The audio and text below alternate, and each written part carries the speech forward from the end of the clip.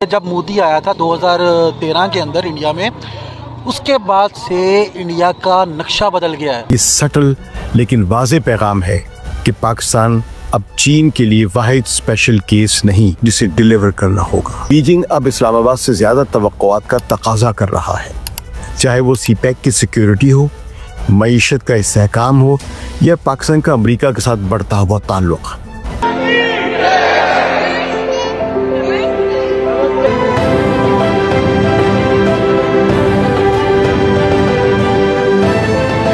World order का खेल पाकिस्तान में आके दाखिल हो चुका है। प्यूटन मोदी के लिए रेड कारपेट का इस्तकबाल है। शहबाज शरीफ जरदारी इस वक्त मुंह देख रहे हैं। चीन ने बहुत बड़ी गेम जो खेली है के साथ हमारी एक ही प्रॉब्लम है, या सब दो प्रॉब्लम्स है, एक ट्रेड डेफिसिट की है, दूसरा बॉर्डर की है। बॉर्डर को भी वो सॉल्व करने को तैयार है अगर भारत अपनी कंट्री की मार्केट खोल देगा। तो पाकिस्तान में हमारी फ़ौज ने, मैं तो खुल के बोलूँगा, हमारी फ़ौज ने पाकिस्तान को आगे बढ़ने ही नहीं दिया। मैं अभी आपके साथ एक तस्वीर शेयर करता हूँ, ये मेरे पास सही है। ये जो कुछ भी है जो चाइनीज़ करना चाहते हैं या इंडियंस करना चाहते हैं, इसमें कोशिश सिर्फ यही है कि किसी तरीके नॉर्मलाइजेशन हो इंडिया की चाइना के साथ।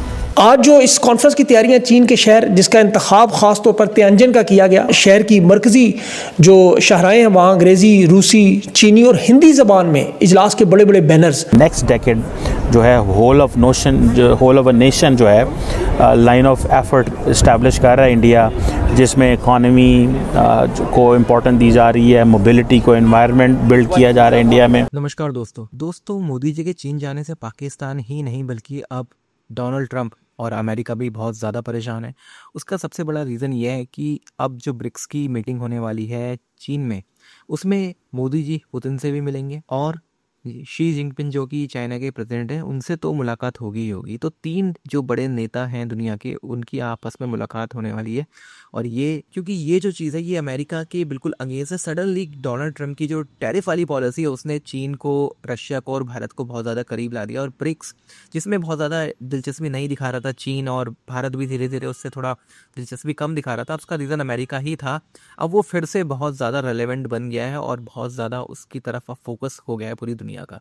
और चीन को और भारत को भी समझ में आ गया है कि अमेरिका एक रिलायबल पार्टनर नहीं है, इसलिए हमें ब्रिक्स को मजबूत करना होगा। ये बहुत ज़रूरी है और इसके बिना आगे काम नहीं चलने वाला है, क्योंकि डोनाल्ड ट्रंप की तरह कोई भी कभी भी अमेरिका का राष्ट्रपति बनेगा और इस तरह की पॉलिसीज अपनाएगा तो उसका असर भारत और चीन पे होगा। पाकिस्तान पूरी तरह से शॉक्ड है और पाकिस्तान को जो फ़ायदा दिख रहा था कि अब वो चीन से भी फ़ायदा उठाएगा, अमेरिका से भी फ़ायदा उठाएगा, वो पूरी तरह से चीज़ें अब ख़त्म हो गई हैं, क्योंकि पाकिस्तान को लेके अब चीन की जो पॉलिसीज़ हैं उसमें बहुत चेंज आ जाएगा। आप इस सब के बारे में क्या सोचते हैं? कि आपको भी यही लगता है कि चीन की जो पॉलिसी पाकिस्तान को लेके वो बदलेगी और जिस तरह से चीन पाकिस्तान की मदद कर रहा था वो नहीं करेगा? आपके जो भी विचार हो कमेंट बॉक्स में ज़रूर लिखिए। वीडियो अच्छा लगे तो लाइक और शेयर ज़रूर करें। चैनल को सब्सक्राइब करना ना भूलें और बेल का आइकन प्रेस कर दें लेटेस्ट नोटिफिकेशन के लिए। आइए आगे बढ़ते हैं इस वीडियो में। वर्ल्ड ऑर्डर का खेल पाकिस्तान में आके दाखिल हो चुका है। प्यूटन मोदी के लिए रेड कारपेट का इस्तकबाल है। शहबाज शरीफ जरदारी इस वक्त मुंह देख रहे हैं। चीन ने बहुत बड़ी गेम जो खेली है, इसके साथ सऊदी सफ़ीर की आज मोहसिन नकवी से मुलाकात। इस्टेब्लिशमेंट खारजा अमूर भी मोहसिन नकवी को मुकम्मल क्यों दे रही है?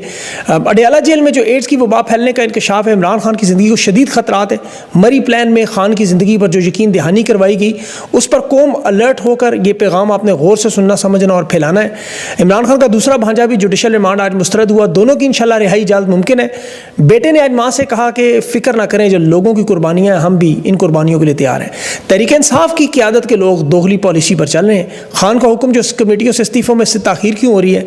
मुज़ाकरात के मामले पर महमूद अचकज़ई और तहरीक इंसाफ की क़यादत के इख्तलाफात सामने आए हैं। डोनाल्ड ट्रंप को भी बड़ा झटका लगा। टैरिफ के खिलाफ अमरीकी अदालत ने बड़ा फैसला दिया। ट्रंप का अदालती फैसला मानने से इनकार और बहरान शुरू होने जा रहे हैं। तमाम मामला आपके सामने रख, लेकिन इस वक्त सबसे पहले जो इंटरनेशनल हालात में जो स्ट्रेटेजिक जियोपॉलिटिकल सिचुएशन है उसकी तब्दीलियों की पाकिस्तान में वाज़ेह तौर पर असर, दुनिया के ताकत का जो तवाज़न है खींचातानी, उसमें पाकिस्तान का किरदार इंतहाई मरकज़ी हैसियत इख्तियार करने जा रहा है। मगरब के खिलाफ, अमरीका के खिलाफ जो इत्तेहाद में तमाम ताकतें इकट्ठी हुई हैं और वो मामला जो पाकिस्तान से बराह रास्त जुड़े हुए हैं, पाकिस्तान के सियासी इस्तेहकाम से, पाकिस्तान के मुआशी इस्तेहकाम से, खारजा पॉलिसी से, अंदरूनी अमन व अमान से, चीन ने तारीख में जो पहली मरतबा इतने बड़े पैमाने पर रूस के सदर पुतिन, भारत के वज़ीर-ए-आज़म नरेंद्र मोदी का बैक वक्त शानदार इस्तकबाल की जो तैयारी की, वो इस बात का सबूत है कि अभी इक़्तिसादी, फ़ौजी और सफारती तौर पर एक नया आलमी मरकज़ी ताकत के तौर पर उभरने वाले इस खिते में तब्दीली है। ये जो वर्ल्ड ऑर्डर का खेल है, देखें सालों और दिहाइयों तक अब चलता रहेगा। इसमें ये याद रखें कि जो रूस के सदर पुतिन है वो दिसंबर में भारत का दौरा भी करने जा रहा है। आज जो इस कॉन्फ्रेंस की तैयारियां चीन के शहर जिसका इंतखाब खास तौर पर तियानजिन का किया गया शंघाई कॉरपोरेशन के इजलास में, वहाँ शहर की मरकज़ी जो शाहराएँ हैं वहाँ अंग्रेज़ी, रूसी, चीनी और हिंदी ज़बान में इजलास के बड़े बड़े बैनर्स से ये बात वाज़ेह हो जाती है कि बीजिंग एक ही वक्त में 3 मुहाज़ों पर मल्टी वेक्टोरल बैलेंस कायम करने की कोशिश कर रहा है।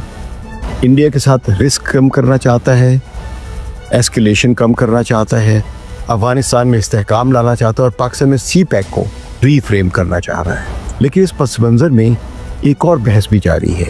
एक पाक चीन ताल्लुकात के अमूर की एक माहिर पाकिस्तानी तजज़ियाकार इरम अशरफ ने एक इंटरव्यू में कहा है और एक मौक़िफ़ जरीदे में भी लिखा है कि चीन अब पाकिस्तान को अपनी हाई प्रायोरिटी नहीं बल्कि प्रायोरिटी कह रहा है।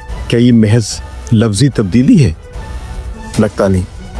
इसके पीछे हकीकत यह है कि बीजिंग अब इस्लामाबाद से ज़्यादा तवक्कुआत का तकाज़ा कर रहा है, चाहे वो सी पैक की सिक्योरिटी हो, मईशत का इस्तेहकाम हो या पाकिस्तान का अमेरिका के साथ बढ़ता हुआ ताल्लुक़। ये सटल लेकिन वाज़ेह पैगाम है कि पाकिस्तान अब चीन के लिए वाहिद स्पेशल केस नहीं बल्कि एक अहम शराकतदार है जिसे डिलीवर करना होगा। हमें चाइना की मार्केट मिलती है क्योंकि चाइना ने ऑलरेडी अलाउ कर दिया है कि अगर हम चाइनीज़ कंपनीज को भारत में काम करने की परमिशन देंगे तो वो हमारे मटेरियल को भी अलाउ करेगा।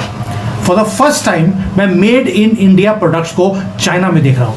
वो छोटे छोटे प्रोडक्ट्स जो हैं वो आने शुरू हो गए। जिस कंपनी के लिए मैं काम करता हूँ वो मेडिसिन को इम्पोर्ट करते हैं और हमने भारत की जो OTC प्रोडक्ट्स हैं उनको इम्पोर्ट भी करना शुरू कर दिया बिकॉज उसकी परमिशन मिल गई हमें।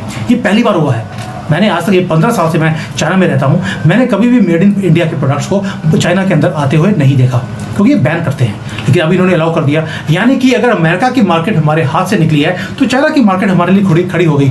हमें फ़र्क नहीं पड़ता। और इसी चीज़ों के कारण जो डोनाल्ड ट्रंप है उनको मालूम है कि अगर वो हमारे ऊपर टैरिफ के ऊपर कंट्रोल करने की कोशिश करेंगे, कुछ भी करेंगे, हमें फ़र्क नहीं पड़ेगा क्योंकि हमने एक लग से मार्केट खड़ी कर ली है। So this is something which nobody is talking about। मैं ग्राउंड पे बैठा हूँ, मुझे दिख रहा है यहाँ पे क्या हो रहा है, इसलिए हमें इतना सा भी फर्क नहीं पड़ रहा अगर टैरिफ लगा भी है।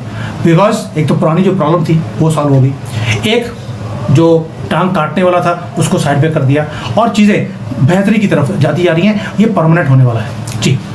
मुझे सर आपकी तरफ से कई लोग कहते थे ना कि चाइना की तो इकोनॉमी ख़राब हो रही है, चाइना तो गिरने लगा है, चाइना तो पड़ने लगा है, तो अब आपके ख्याल से चाइना अब दोबारा से एक बार फिर उसकी इकोनॉमी बेहतर होने जा रही है या नहीं? और वैसे चाइना पाकिस्तान का साथ नहीं छोड़ेगा, आप जो मर्जी कह लीजिए, लेकिन चाइना के लिए भी इस वक्त काफ़ी मुश्किल होगी कि हिंदुस्तान और पाकिस्तान दोनों को साथ लेके चलना, बैलेंस करना। आपको इक्वेशन से बाहर तभी निकाल दिया था जब आपके आसिम मुनीर ने फ्री में खाना खाने के चक्कर में नोबेल प्राइज़ बोल दिया था कि डोनाल्ड ट्रंप को नोबेल प्राइज़ मिलना चाहिए क्योंकि उसकी जान डोनाल्ड ट्रंप ने बचा ली थी ऑपरेशन सिंदूर के बाद। तो इसलिए जब आपने वहाँ पर जाकर ये बोला है तो उसके बाद चाइना ऑलरेडी आपसे दूर हो चुका है। He is not going to come back to you. तो ये जो आप कह रही है कि चाइना को, भारत को और पाकिस्तान को बैलेंस करना पड़ेगा, वो बैलेंस वाले काम खत्म हो गया। अब बैलेंस हो चुका है। भारत और चाइना के बीच में जो रिलेशंस ठीक चल रहे हैं, जब आपको इक्वेशन से ही बाहर निकाल दिया तो आपसे कादा रिलेशन थे, कादा वो बलोचिस्तान थे, कादे मिनरल्स, वो सब कुछ ऑलरेडी डोनाल्ड ट्रंप अपने नाम पे कर चुके हैं और आपका आसिम मुनीर वहाँ पे एग्रीमेंट भी साइन करके आ गया। चिंता मत कीजिए, आपको वीज़ा लेना पड़ेगा वो जल्दी बलोचिस्तान में जाने के लिए। और एज फार एज ये जो कह रही है कि चाइना की इकॉनमी, चाइना को मालूम है कि अब उसे सिर्फ भारत बचा सकता है। एक क्यों बोल रहा हूँ, जब उनके फॉरेन मिनिस्टर भारत में आए अभी, उन्होंने बोला कि हम ये बॉर्डर की प्रॉब्लम्स को सॉल्व कर देते हैं, यहाँ से मिलिट्री को पीछे लेके यहाँ ले जाते हैं, LAC को इंटरनेशनल बॉर्डर डिक्लेयर कर देते हैं और जो ट्रेड है वो वाया सी लेके जाने की ज़रूरत नहीं है, बाई रोड जो नाथुला जो एक पास है उसमें से हम लोग पुराना जो सिल्क रूट था उसी को दोबारा से शुरू करते हैं।